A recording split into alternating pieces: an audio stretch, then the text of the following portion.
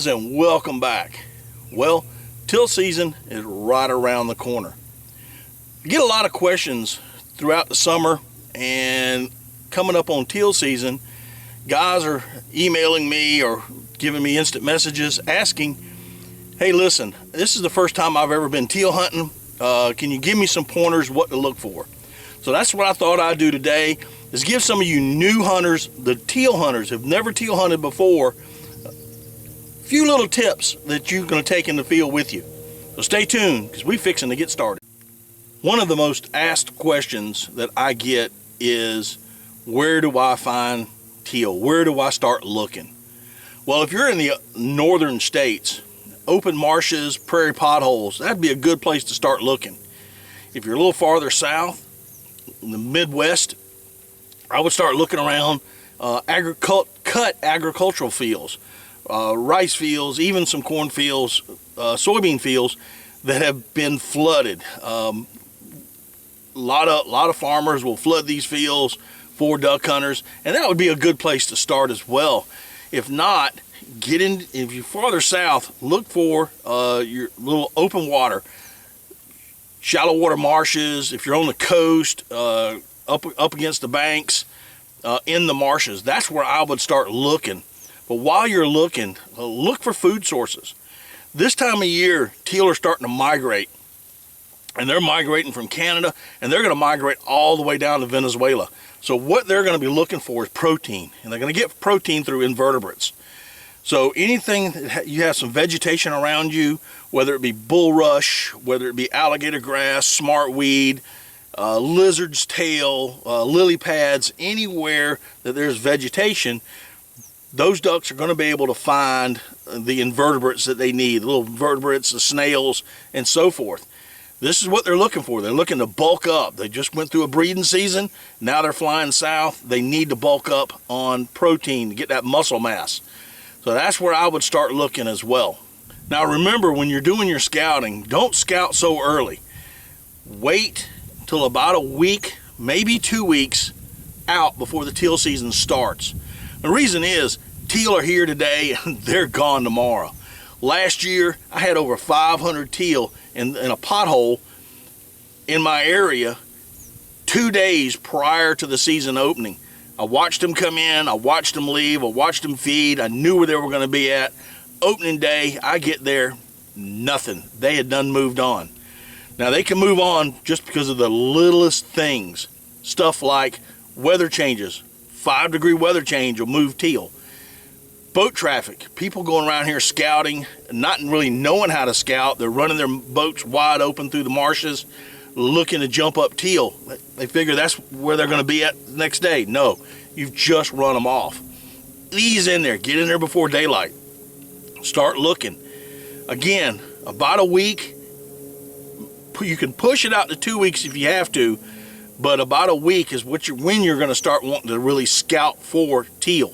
Go ahead and do your pre-scouting, looking for vegetation and that kind of thing throughout the summer. But when it gets right down to it, when you start looking for birds, about a week out is perfect.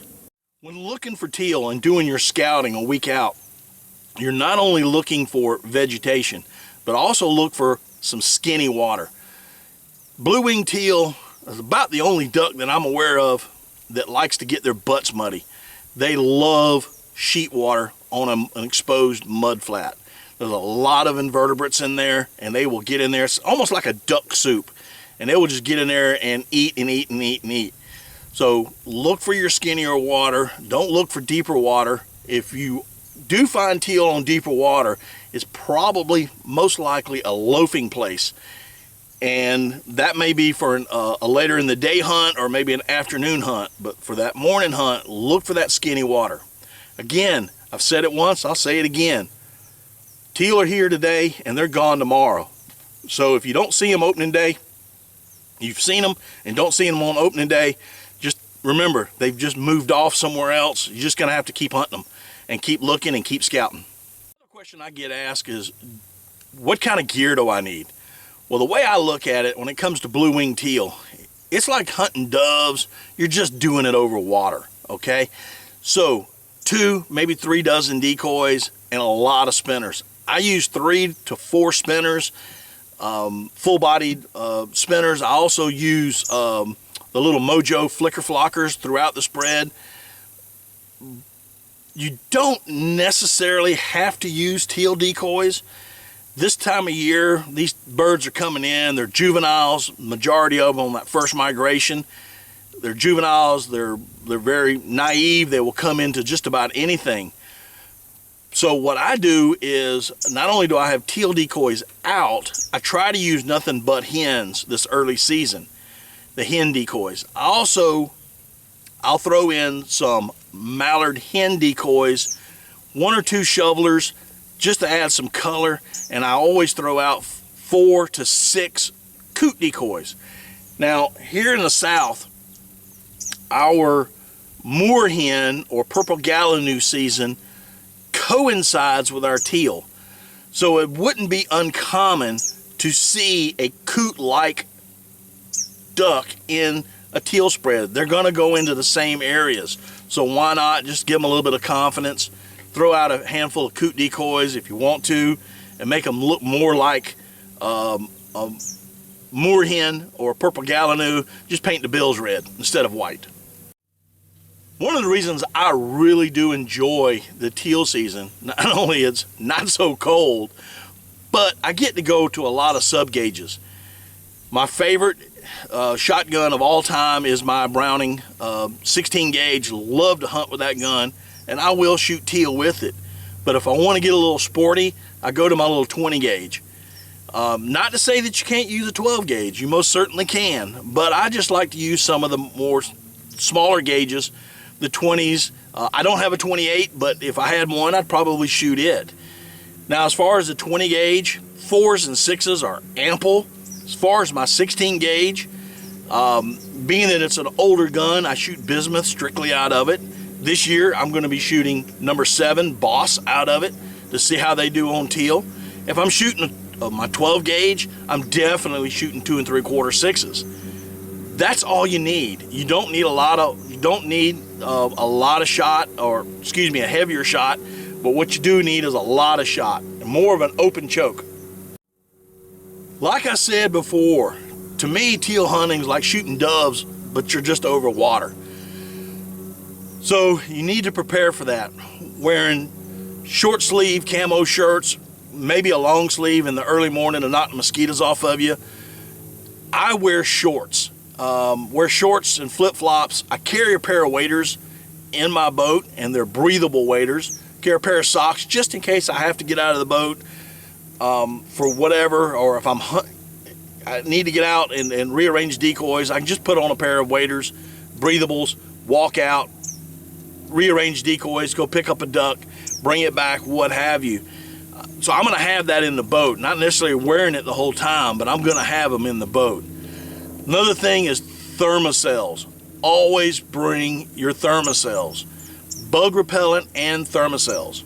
Now I carry 2, sometimes 3 thermocells. I'll put one in the front of the boat, one in the middle of the boat, one in the back of the boat with me, which is another thing.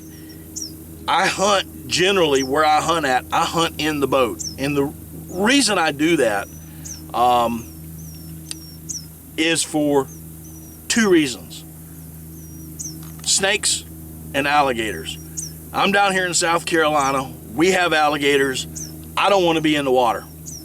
Not that I'm afraid of them. I just don't want to be in the water splashing around and turn around and look and then there's an alligator. I would rather hunt in the boat. The same reason is snakes. Cottonmouth moccasins are all over the place. I am going to hunt in the boat, and I'm going to try to get as open, put a blind up, put my blind up on the boat and just hunt out of it. Now, when it comes to calls, I do use my calls. Now, this is my throughout the year call during the regular season. You see, I've got a lot of calls on here. I don't need all of this. So what I do is I get another lanyard and I put a teal call, teal hen call, and a teal whistle, or a 6-in-1 whistle, and that's it. I just reduce it down to one lanyard, carry 2 calls. You don't need your mallard calls, although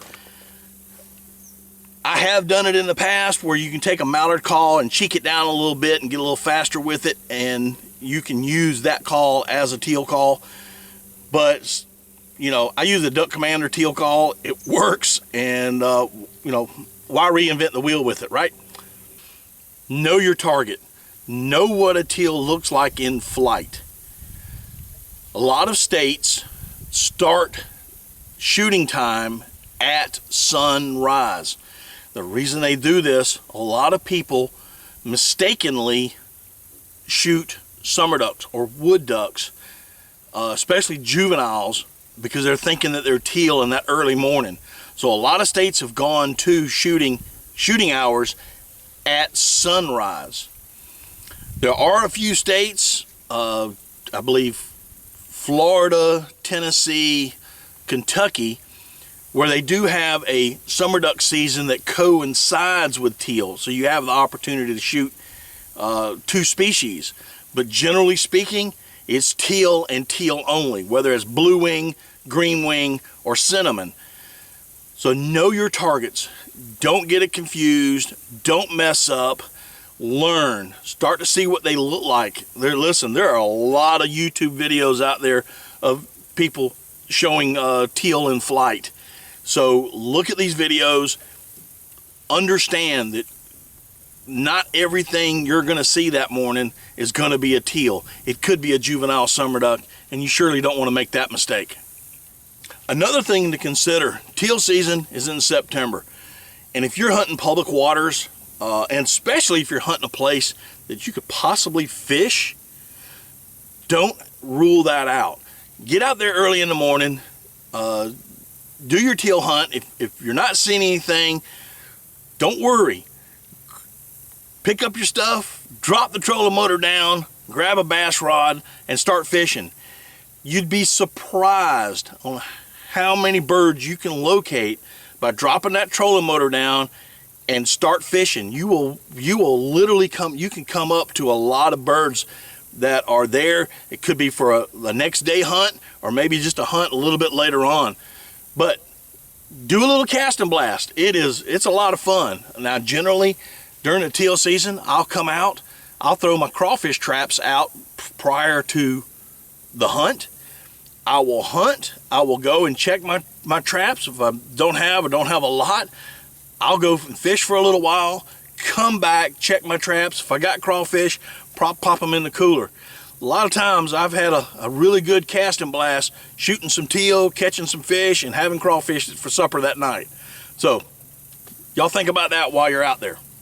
Okay guys, so there it is. There's some quick little tips for you. I hope you've enjoyed this video. If you have, do me a favor, if you haven't already, subscribe, comment, like it.